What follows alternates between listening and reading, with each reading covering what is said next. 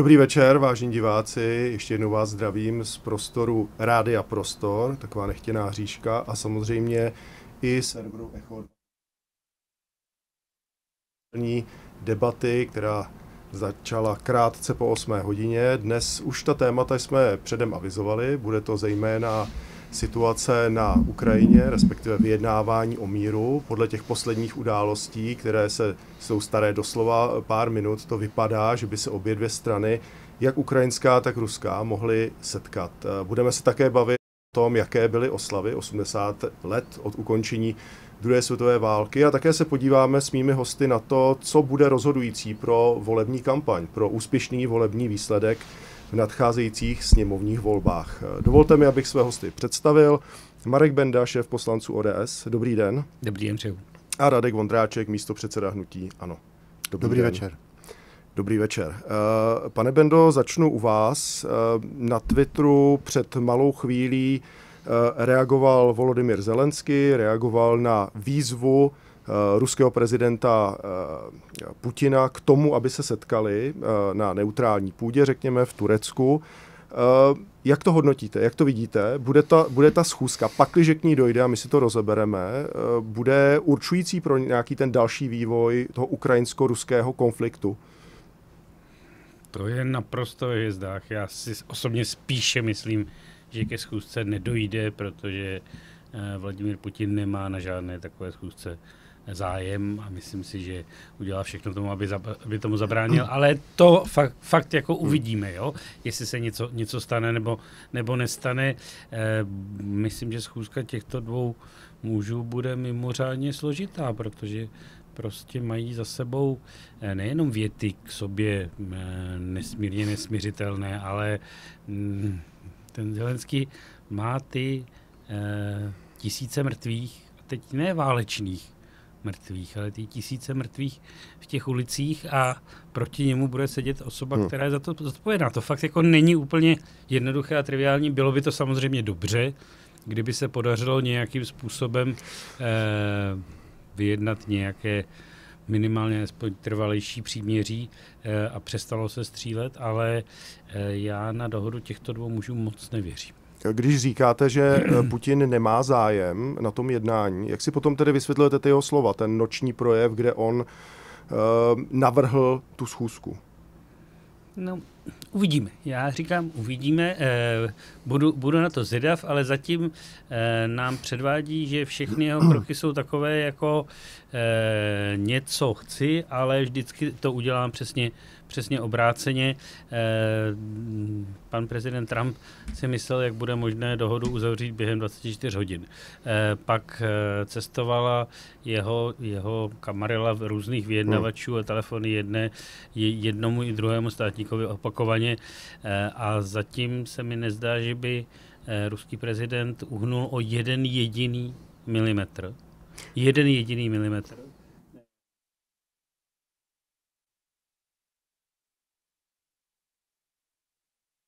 Vojenskou operaci, ne válku, že je potřeba vyřešit základní problém, to znamená zřejmě svrhnout ukrajinský režim a nastavit tam režim, který nebude mít demokracii nic podobného.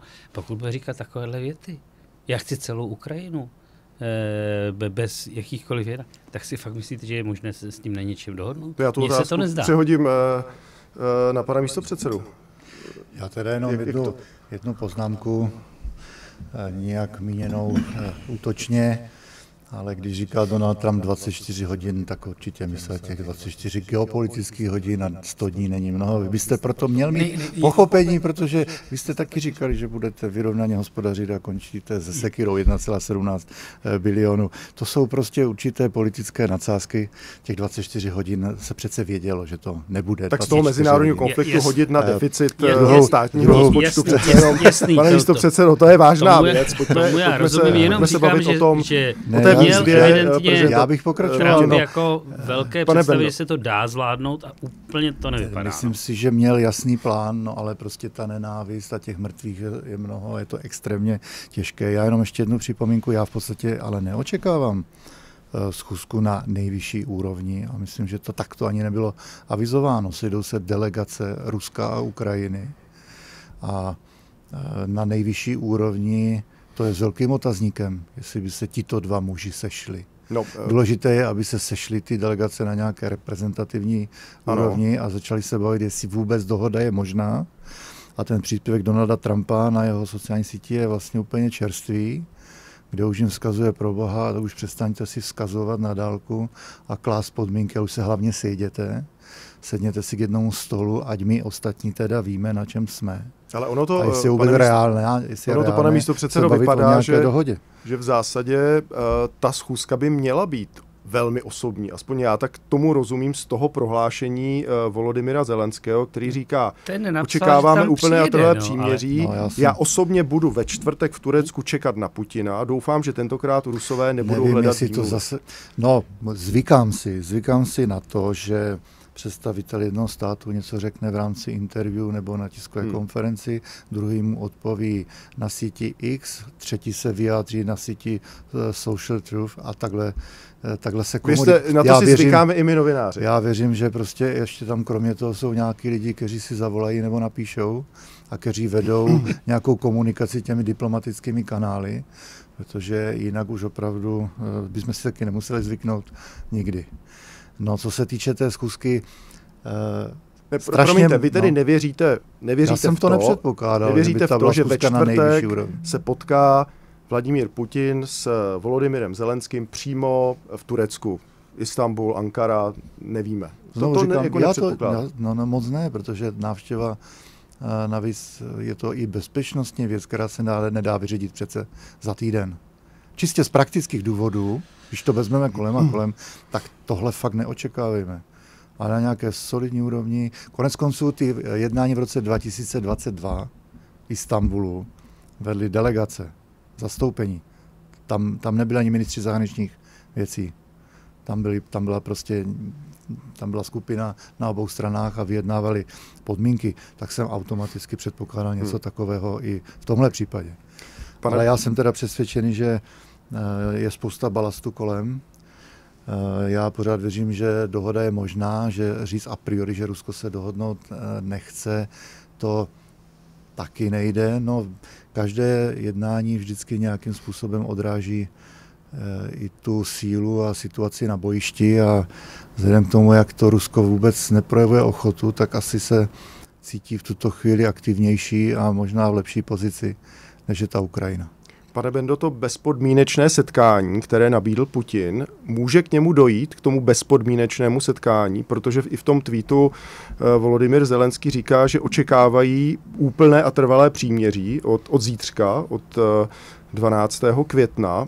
Měla by se podle vás Ukrajina potkat, nebo ukrajinský zástupce, ať už to bude kdokoliv, ale evidentně to vypadá, že Volodymyr Zelenský si troufá na to jít do toho sám. Měli by se i bez toho příměří potkat s ruskou stranou, s ruským prezidentem, tak jak to i naznačuje ten opět vyjádření amerického prezidenta. Prostě se setkejte. Mně připadá, že jsme trošku v blázinci. Jako, taháme tady jednotlivé výroky, které nemají žádný interpretační kontext a pokoušíme se z nich něco vyrobit. Jo? Mně to přijde prostě... A není to svým způsobem Putin, ale logické, protože česká politická scéna žije, když to přeženu, tou pomocí Ukrajině, jakým způsobem je humanitární pomoc se zbrojením, tak to je i ten důvod, proč se o tom bavíme, protože asi nějaký důsledek to bude mít i pro tu českou stranu. Možná, že to bude mít nějaký důsledek pro českou stranu. Česká strana žije tím, že postup Ruska směrem na západ, a to dramatický, je pro nás bezpečnostním rizikem. Kdo si toto neuvědomuje, tak si myslím, že dělá velikánskou chybu. Proto pomáháme Ukrajině, proto se pokoušíme napadený stát nějakým způsobem mu ve všech možných směrech vyjít vstříc. Já myslím, že mnozí propadli představě, že Vladimír Putin se chce na něčem dohodnout. A já jsem vyslovil na začátku vyslovil jsem přání, že bych byl rád, aby se tak stalo. Vyslovil jsem pochybnost o tom, že je toho skutečně ochoten a schopen. On předvedl teď nějaké gesto v rámci toho, že měl oslavy 80. výročí konce velké vlastenecké války, měl tam čínského prezidenta, měl tam různé další lidi, včetně Roberta Fica, a tak předvádí nějaká gesta. Zatím se mi nezdá, že by z jeho strany byla jakákoliv ochota se domlouvat, a pak myslím, že si to musí uvědomit i americká strana, musí si to uvědomit Evropa a říct, nedá se nic dělat. Ta pomoc musí být zesílena. Nejsou tam tedy žádná gesta, vy to čtete to podobně jako šéf poslanců ODS, že tam nejsou žádná gesta od Putina, že ten návrh pojďme se potkat není nějaké gesto vstřícnějšího charakteru?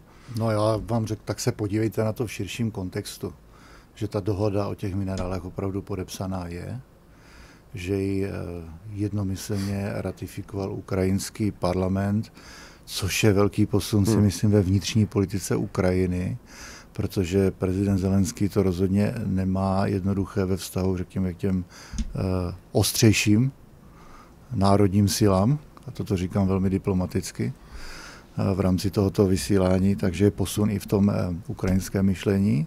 Já myslím, že pořád platí ten dekret, že se nebude s Putinem jednat. To znamená, došlo k obrovskému posunu na Ukrajině, protože Rusko chtělo jednat tu předtím. Rusko teďka uvádí všude, že teda vlastně se pokračuje v istanbulských jednáních z roku 2022, od kterých odešel Kyjev. Já to nebudu komentovat, to je prostě ruský pohled na věc, jenom se zkusme chápat, zkusme chápat druhou stranu. Proč oni říkají ty jednotlivé věty. A v rámci toho rozhovoru řekl, nebo v rámci toho tiskovky, tam řekl prezident Putin, pokud vím, že chtějí trvalý mír, který vydrží, a nejenom přestávku v boji, která bude sloužit k dalšímu přezbrojení. To bych si moc přál i já. Já si dodnes vzpomínám, bohužel si nespomenu na jméno toho německého generála, ale když se ve Versailles uzavřela mírová smlouva, tak říkal, to je příměří, které vydrží maximálně 10 let. Tak netrefil se o 10 let. Druhá světová válka zašla o 10 let později. Ale jestli chceme opravdu nějaké trvalejší řešení v tom prostoru Ukrajiny, kde byl problém v Evropě vždycky, zkusme se dívat na tu historii třeba v rozsahu v délce několika set let, tak to zkrátka bude trvat, ale i ruská strana, byť to třeba nepřizná, ruská diplomacie je prostě součást v podstatě nějakého silového, to je silový rezort, to prostě není jenom tak. Tak abych se nezakecával, tak já věřím, že i na té ruské straně, zvlášť díky teda Spojeným státům, je posun. K tomu se dostaneme, to, co tady říkal pan poslanec, že ten boj Ukrajiny zároveň je něco, co slouží k tomu, aby Rusko nešlo dál na západ. S tím souhlasíte? To je věc, která zazněla při těch... Protože to zaznívá neustále. Ano, a to mě asi vadí velmi, tento narrativ, protože nemá ukotvení v realitě naprosto žádné. Primárně rizikem bezpečnostním je otevřený válečný konflikt, kdekoliv na evropské půdě. Prostě ta samotná válka je bezpečnostní ohrožení. Říkat, že tam neexistoval problém před 2014, že šla ruská armáda do Evropy a v cestě jí stála Ukrajina, prosím vás, to prostě nemůže myslet nikdo, kdo trošku přemýšlí na tou situací vážně.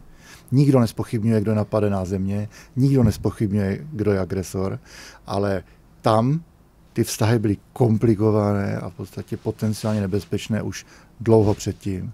A nebyla to ruská armáda na pochodu do Evropy, které v cestě stojí Ukrajina.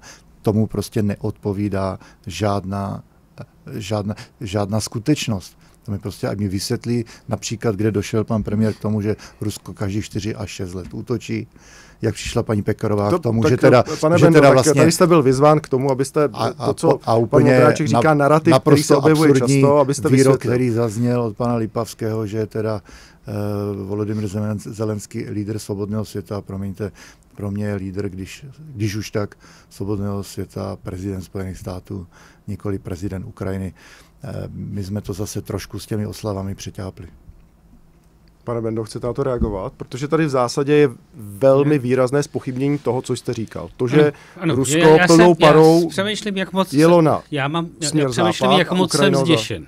Já přemýšlím, jak moc jsem zděšen, jestli to pan kolega Vondráček myslí vážně, nebo to říká jenom proto, aby se svým hnutím ANO vybruslil z nějaké situace, kdy se chovají nesrozumitelně. Ale jako jsou samozřejmě věty, které se asi říkat nemusí a nemají jako Zelenský jako lídr svobodného světa, ale je to člověk, který jako se postavil této agresi. A jestli fakt máme dojem v tom začátečních citátech, je strach Litvy, Lotyšska, Estonska, které bylo na začátku té druhé světové války okupováno tím Ruskem, které dobře ví, že to nebezpečí hrozí znovu. Já jsem v Estonsku, byli jsme tam jednou společně, byl jsem tam poprvé před 12 lety, kdy jsme studovali jejich elektronizaci státní správy. A kde nám říkají, máme všechno uložené na jednom místě v Estonsku a na druhém místě na Aljašce, kdybychom náhodou byli zabráni. Prostě to není legrace. A jestli se Rusko začíná takhle chovat, tak to je reálné nebezpečí pro Evropu a můžeme souhlasit s tím, že v roce 1945, zase se vracím k té úvodní reportáži, my jsme byli skutečně osvobozenou zemí, to já souhlasím. Ty Rusy ty komunisty jsme si tady pak bohužel zvolili samostatně, i když pod nějakým tlakem. Ale prostě jestli necítíme všichni, že čím dál je ruský voják od našich hranic, tím lépe pro nás, tak děláme obrovskou chybu. Pane Vondráčku. Děláme obrovskou chybu. Vidíte, děláte velkou chybu? Ne, prosím vás, vy sám jste řekl, pane kolego, že se tak Rusko začíná chovat. Ale ty vyjádření, která zazněla, to bylo jako kdyby už byli na pochodu k nám v tom roce 2014 a postavila se tam Ukrajina. Prostě ten konflikt, já jsem tady nevystupoval za ANO, ale opravdu snad za nějaký zdravý rozum a jestli jsme schopni reálně vyhodnocovat skutečnosti a historii. To nebyla politická námitka, to byla prostě čistě, já nevím, intelektuální debata o tom, co se tam stalo. A já nepopírám ani to, že po Baltí, a já jsem v Estonsku byl pak ještě mockrát, to takhle nějak reálně cítí, a navíc Estonsko mám opravdu rád, takže z tohoto pohledu to i hodnotím. Ale my máme český pohled na věc, oni mají svůj pohled na věc, Francie má svůj pohled na věc a mělo by se snad ke každému trošku přihlížet a měli bychom mít nějakou rozumnou pozici. Protože my opravdu, my jsme nebyli okupováni. A o tom je to celé, že my přijímáme ty narrativy z toho Pobaltí bez dalšího. Pan Foltin snad pak prohlásil, že to byl překlad litevského originálu. Na to, kolik nás stojí milionů, tady tohle oddělení, tak je fakt smutné, že nejsou schopni se zkontrolovat, je to přejímání narrativu, jak říká tady pan místopředseda. Prosím, uvědomme jednu věc. V okamžiku útoku Ruska na Ukrajinu, ne po Krymu. Krym byla chyba, že jsme nezareagovali, nebo že svobodný svět nezareagoval dostatečně výrazně, a mnozí to zpochybňovali, něco se stalo. V okamžiku útoku Ruska na Ukrajinu se dlouhodobě 60-70 let neutrální Finové a Švédové zvedají a říkají, my chceme být součástí NATO. Jestli to jako nevnímáme, to nejsou přece žádný militaristický státy. Dokonce to nejsou ani státy, a to v zásadě asi nikdo nerozporuje, ale pan Vondráček asi se ptá, kde je strategicky zapsáno, že to Rusko chtělo přímo táhnout na západ. Tak jestli jsem tomu rozuměl správně. Prostě táhne, no tak jako neříkejme, kde bylo strategicky napsáno. Prostě táhne na západ. Nebo netáhne na západ, táhne na východ, nebo na jih, nebo na sever, táhne na západ, útočí na západ a západ včetně velmi umírněných severských zemí. Zkoušíte to dobře, pane kolego, ale prostě tak to není. Ještě mi, pane poslanče, řekněte, vy jste zmínil, že hnutí ANO se snaží vybruslit z nějaké situace. Jak jste to myslel?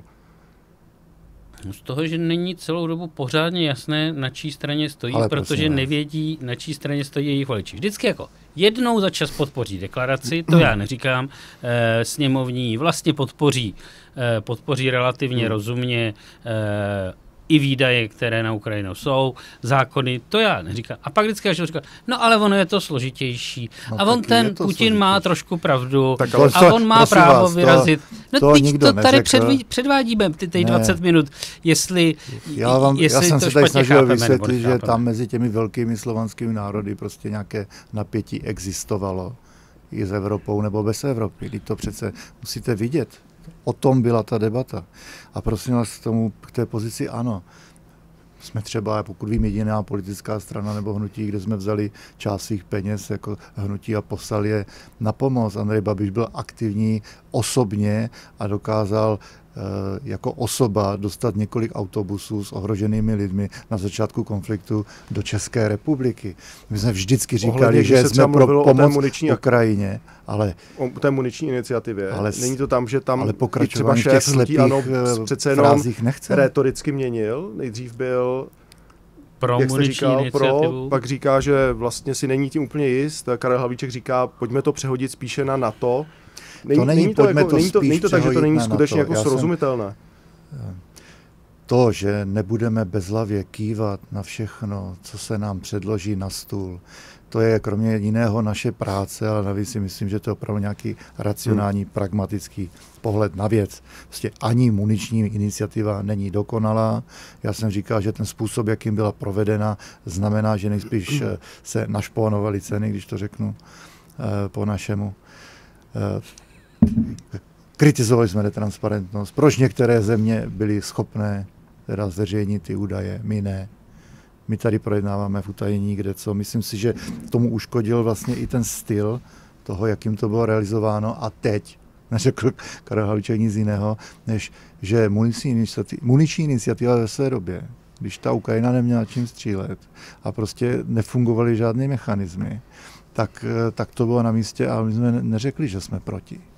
Ale v čase říkáme, že to bylo v podstatě improvizované řešení a teď by to už by to měla převzít ta agentura, která existuje pod NATO, která funguje na principu 0,0, to znamená nemá žádný zisk, žádnou provizi. Rozumím. A měli by to zařizovat už tato struktura. Promiňte, a neměli jsme si hrát pořád neustále na to, že to je, pak samozřejmě se to vnímá negativně, že už si z toho někdo dělá PR, to se nemůžete divit. Dělá si vláda PR z muniční iniciativy. Já ještě řeknu jeden citát právě Petra Fialy. Zatímco Ukrajina připravena k úplnému příměří, ruský prezident Putin hledá způsob, jak se mu vyhnout. Tlak na Rusko musí pokračovat, proto Česko pokračuje také v muniční iniciativě. Jede se dál. Bez těch, pan Vondráček tady měl námitky k tomu. Já jsem těm námitkám popravdě řečeno úplně neporozuměl. Byli jsme pro muniční iniciativu, ale zpochybňujeme ji. Ukrajina neměla náboje a dneska už je zřejmě má. Já si myslím, že nemá. Že jako ten problém byl, že neměla čím střílet a bylo potřeba jim to dodávat. Problém je, že ty náboje se nakupují všude možně po světě. Dokonce za peníze zdaleka nejenom na ťáckých členů, jestli si tohohle jsme vědomi. Takže prostě a Česká republika přišla s nějakým svým krokem, který byl podle mého názoru byl důležitý pro prestiž této země v zahraničí. Ano, jestli bude uzavřeno příměří nebo nějaký klid zbraní a přestane se pokračovat. Ale já zatím říkám, nevěřím tomu, že Putin chce jakékoliv příměří. Nevěřím tomu, že nepředvádí tak, jako předvádí posledních půl roku od okamžiku zvolení Trumpa, nepředvádí jenom další a další gestička, která mají zlepšovat jeho jakoby obraz v mezinárodních očích a neznamenají vůbec nic. Trumpova gesta? Ne. Putinova gesta. Já se bavím o Putinových gestech, ne o Trumpových gestech. Jo, že se vždycky pokusí jako něco, ale fakticky v té válce pokračuje furt nestenčenou silou, fakticky odstřeluje stále stejnou silou i civilní infrastrukturu, fakticky jako vraždí děti a ženy na ulicích. To je přece jenom ještě jako jiný způsob vedení války, než když válčím na frontě. Jo? Tak jako, abychom si tohle byli vědomi a podle mého názoru je třeba ten tlak na něj zesílit a ne si pořád říkat, jen aby se na nás, jen on to na začátku myslel dobře, aby se na nás tak trochu nezlobil. Je třeba zesílit tlak na Putina, na Rusko.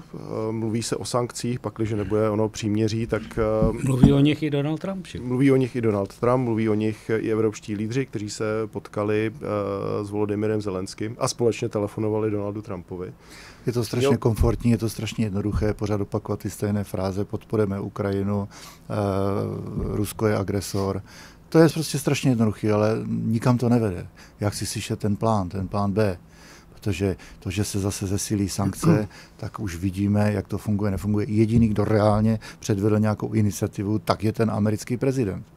A já myslím, že s tou situací pohnul. Jediný, kdo reálně předvedl iniciativu, je česká vláda, která spustila muniční iniciativu. Muniční iniciativa nás k míru nepřiblížila. Ta pomohla Ukrajině, když byla složitá situace. Ano. My jsme nikdy nezpochybnili jako ano. A to mi tady nikdo nemůže přece říct, že Ukrajině se nemá pomoci i v této oblasti. To si nás asi pletete s jinou stranou. Neříkám, já to neříkám. Jo. Co je tedy ten další část jaký toho plánu? Plán B? No já nevím, jaký je ten plán B. Navíc se pohybujeme v takové mezidobě, kde opravdu si říkám, že už je to možná někdy až trošku hysterie a křeč, tak opravdu si teďka nepočkáme na výsledky toho jednání, jestli budou nebo nebudou. Nemyslím si, že by ta koalice ochotných předvedla něco jiného, než že jsou ochotní se sejít na nějakém dalším summitu. Nejsou schopní se ujednotit ani v tom, jak to kdo myslel s vysláním vojsk.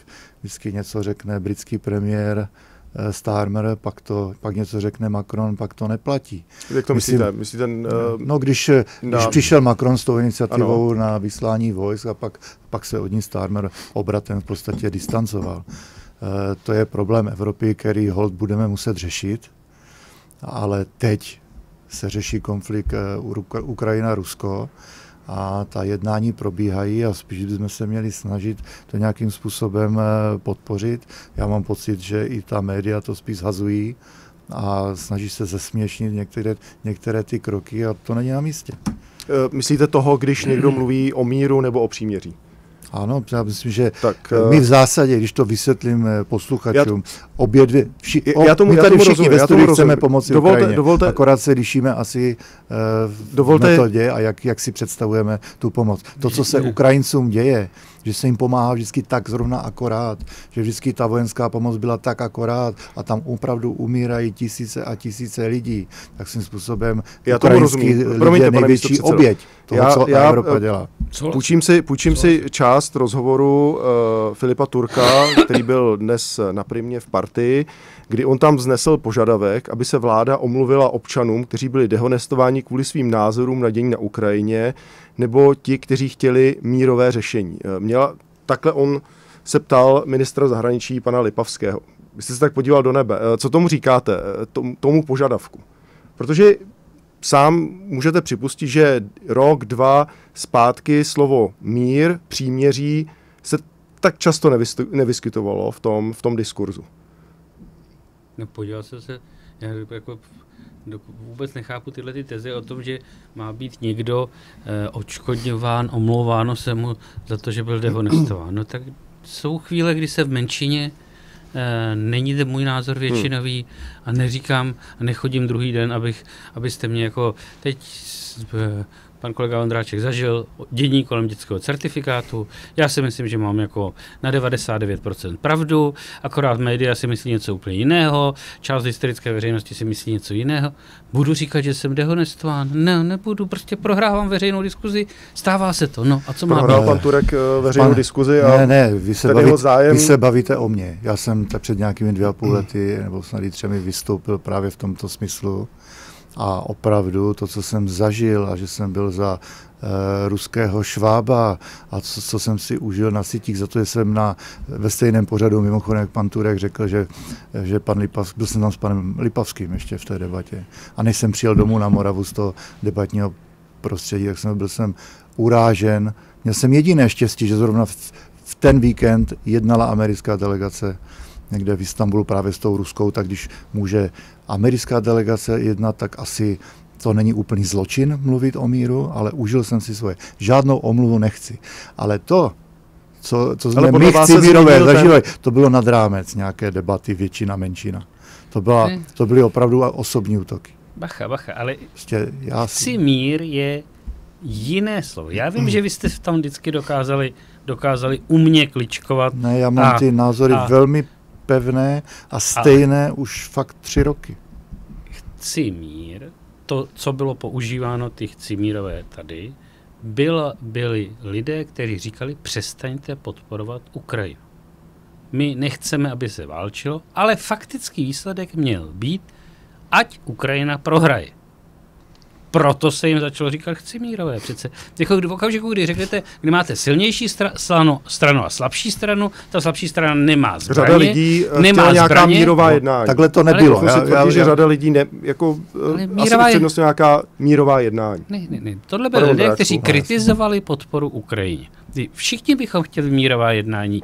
Nikdo neřekl, jako v okamžiku, kdy byl zvolen Donald Trump, je to úplně špatně, nemá se jednat o míru. Každý by byl rád, kdyby se na té Ukrajině jsme se někam posunuli. Premiér Fiala loni v prosinci říká, uvažovat o tom, co bude, až bude na Ukrajině mír, je předčasné. Míru je možné dosáhnout jedině tím, že budeme podporovat Ukrajinu v jejím boji.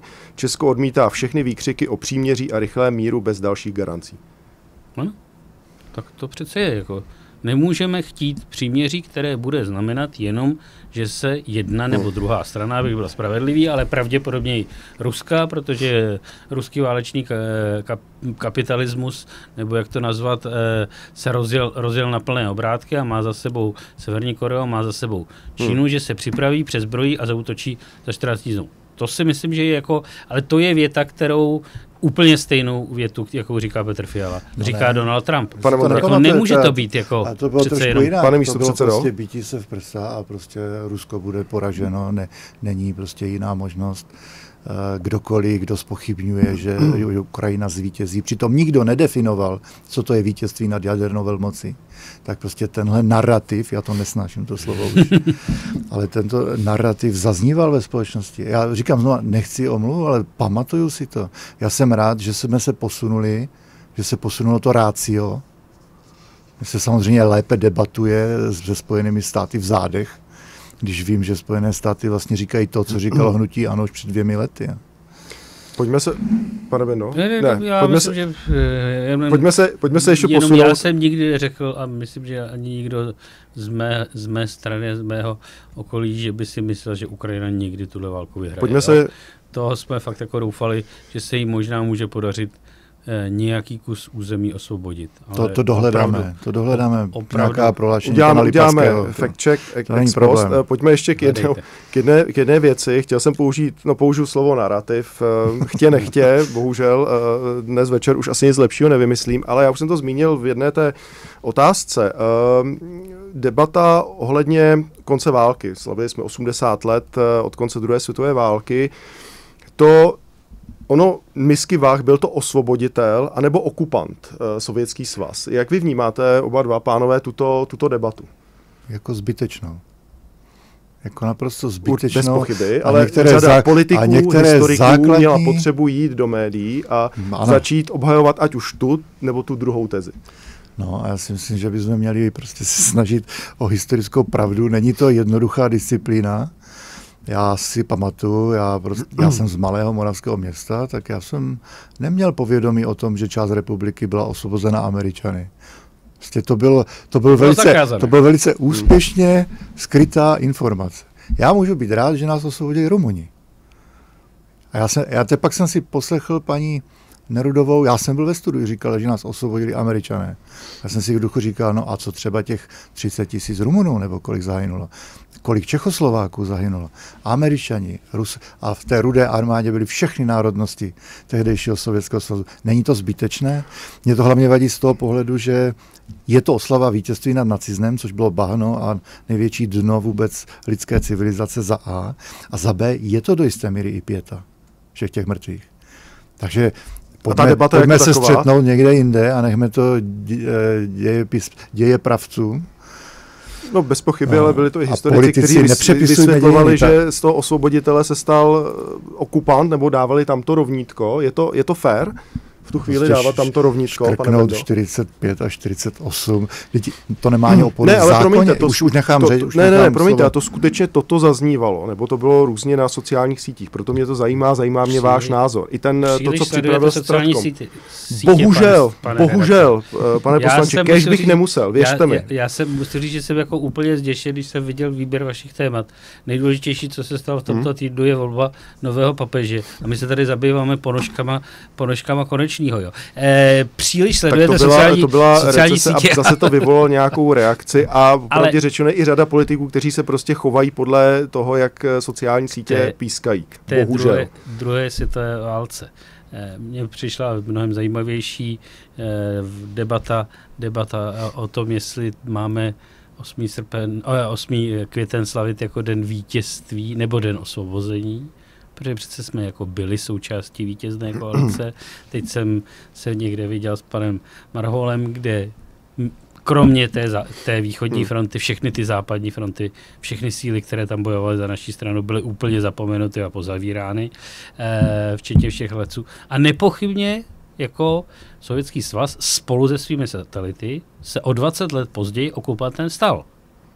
V roce 68 se přece regulérně vstoupili s tanky, vojáky a se vším a okupanty se stali. Takže si zase jako nehrajme na to, že ta debata je tak. To, že si za roky myslím, 45 až 48 asi můžeme do jisté míry sami a že byli někteří, kteří s tím dokázali líp prokličkovat, ale není jich moc. Je to Rakousko, které zůstalo trvale neutrální a posléze Jugoslávie, která si šla svojí vlastní cestou. Ale prostě kam ta Rudá armáda došla, tam to vlastně skončilo a ne náhodou pak říká Winston Churchill, vidím spuštění železné Evropy od Jadranu po Terst. Jo? Takže bylo to tak. Já bych rozhodně v roce 45 nemluvil o ruské nebo Rudé armádě jako okupantech. To pokládám za opravdu omyl, nesmysl a blbost. Byli to osvoboditelé od ještě horších to. Ale že ten výsledek posléze byl takovýhle a že o 20 let později se z nich okupanti regulérní, kteří sem regulérně přišli a zaútočili na zemi, stali, to se přece stalo. To myslím, že nikdo nespochybňuje. Ještě jedna věc, vy jste zmínil železnou oponu, když slovenský premiér Robert Fico zavítal na oslavy právě do Moskvy, tak tam zmínil, že že EU staví onu železnou oponu mezi Ruskem a naším kontinentem. Jak to, pane Vondráčku, tu jeho cestu hodnotíte? Jak hodnotíte i tento jeho výrok? Už jsem ho dnes dokonce hodnotil. Já jsem to dokonce říkal už dřív. Železnou oponu, jestli to tak máme říkat, tak zcela chladnokrevně spustila Ruská federace a cíleně v podstatě opouští Evropu a vazby na Evropu a otáčí se k západu, otáčí se k Číně, k Indii. K západu zády a otáčí se k východu. Ano, otáčí se prostě k Asii. A určitě to teda nebyla Evropa, která by ji spustila. To prostě zase v rámci nějaké objektivity to musíte takhle říct. No, já jsem parafrázoval ten výrok slovenského premiéra. On říkal, k té své cestě do Moskvy říkal, že má morální povinnost poděkovat těm, kteří osvobodili Slovensko a odmítá politiku železné opony mezi Evropou a Ruskou federací. Morální povinnost jet v tuto chvíli do Moskvy. Mimochodem byl tam i český europoslanec Ondřej Dostál. Jak vy to v zásadě, jak vy to vidíte? Protože to video Roberta Fica, který vysvětluje, že tam vedl ještě nějaká bilaterální jednání ohledně i energetiky třeba, tak mohla pro Slovensko něco přinést. Byl to... Mnohokrát, když zradíte své přátelé, tak můžete něco přinést to přece jako, že mohlo něco přinést. Já si myslím, že ta cesta byla zásadně špatně. Rusko vede dneska agresivní válku proti bezprostřednímu sousedovi Slovenska. Agresivní válku, ve které nechce přestat. Za takových okolností si myslím, že tam jiná věc je, kdyby se pokud se oni chodívali vždycky a taky jsme tam, byl ještě s panem předsedou Hamáčkem, byli se poklonit jako u památníků do Karpatsko-Dokalské operace, jsou úplně jiné věci, jít se poklonit těm padlým. Ale úplně jiná věc je jít dneska slavit propagandistické Putinovo školení uprostřed Moskvy. Myslím, že to bylo fatální, že tam jede Robert Fico a že to trošku ukazuje, jak se stává jako nekontrolovanou telnou silou slovenské politiky. Jak to myslíte, nekontrolovanou? Jako v rámci, protože byla v rámci za každou cenu unie. Se vymezit, to se podívejme na maďarského premiéra. Viktor Orbán to dělá mnohem chytřeji. Souhlasíte s tím, že Orbán v zásadě to dělá chytřeji, něco, co dělá evidentně tedy Robert Fico hůře? Rozhodně vyhraněnější. Robert Fico, mě zaujala ta myšlenka, že je nekontrolovatelný, no ale to je premiér suverénní země. Já vím, no. Takže to je slovenský problém, to není náš problém. Kdo ho má kontrolovat? Jako to je právě trošičku ta pozice speciálně česká a teďka evropská, že mluví do toho jinému suverénnímu státu, jak se má chovat ten premiér. Já taky nesouhlasím, nepoužívám slovíčko fatální, prostě se nějakým způsobem chová a nebudu prostě říkat slovenskému premiérovi, co má a co nemá dělat. Už jsem to dneska taky vysvětlil, jednak je to osobní, prostě Robert Fico je mnohem vyhraněnější po atentátu, kdy málem přišel o život a prostě taková zkušenost vás ovlivní. Za druhé, Slováci byli vždycky trochu jiní a vždycky měli jiný vztah na to Rusko a zažíval jsem to xkrát a i ti lidi jsou tam trošičku jinak myšlenkově nastavení. My zase promítáme svoje pozice k ním a to nic dobrého nepřinese. Česká pozice je poměrně stabilní, nikdo oficiálně tam za Českou republikou nebyl. Připomněli jsme si vítězství nebo osvobození u nás. Rozumím. Škoda, že to bylo teda s těmi řečmi a přepisováním dějin. To jsme si nezasloužili. Měli jsme vzdát úctu všem. Ale nejezdíme do Ruska, protože to má ty konsekvence propagandistické. Nikdo z oficiálních představitelů jako nepřepisoval dějiny. Zase jako byste se vždycky vezme nějaká jedna věta. Prosím, když něco řekne vládní komunikátor, tak to říká jménem premiéra. Ne, nebo ať tam nesedí. Ne. Když tam je to vládní komunikátor. Všecko, co řekne, říká za vládu. Tak si tam udělejte pořádek.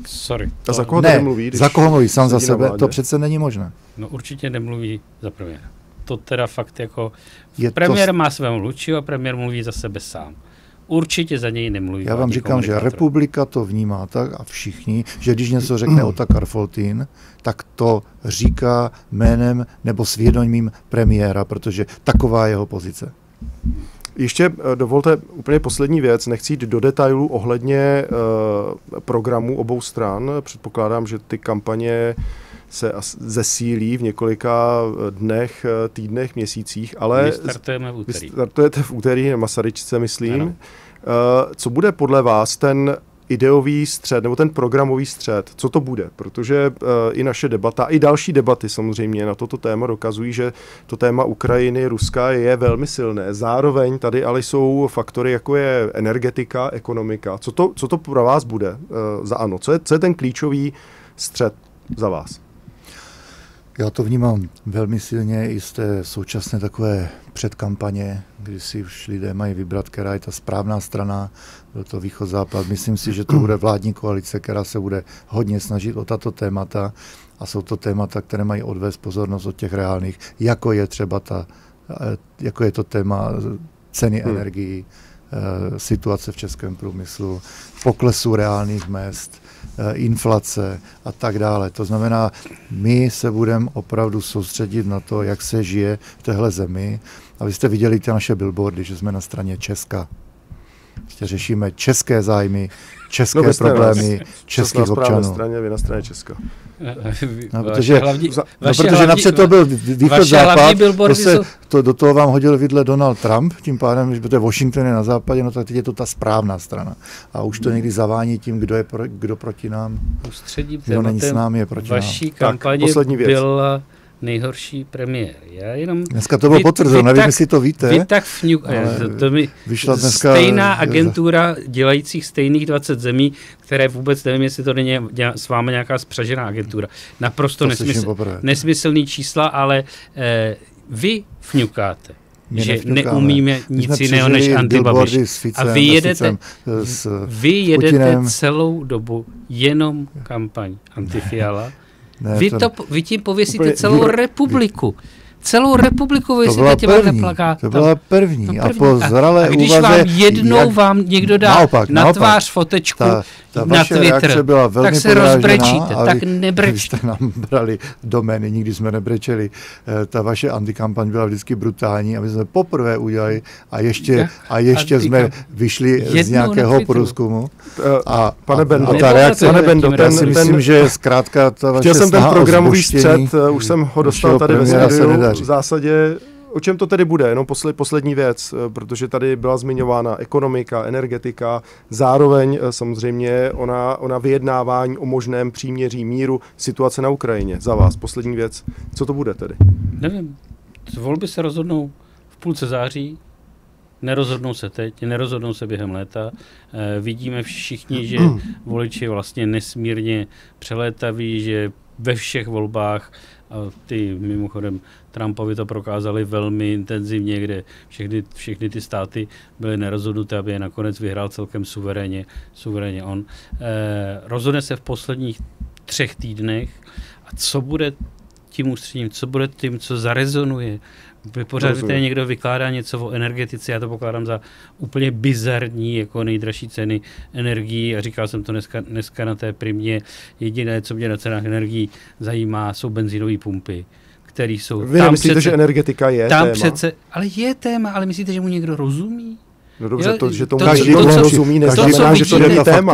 Asi každý bude rozumět, když najednou se bude pokoušet rozsvítit a ono to nepůjde. Nebo zažije něco podobného, co ve Španělsku jako byl blackout. Tak to bude velký problém, ale současně na těch složenkách té cena 2 roky se trvale klesá. Když vidím všechny reklamy, tak všichni říkají, uzavřete, bude vám celou dobu cena energií klesat.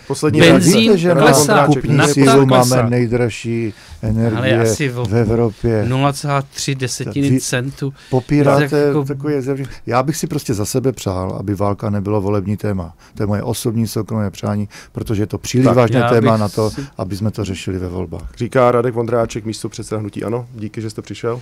Děkuji za pozvání. A také díky Marku Bendovi, šéfovi poslanců ODS. Díky i vám. Děkuji za pozvání.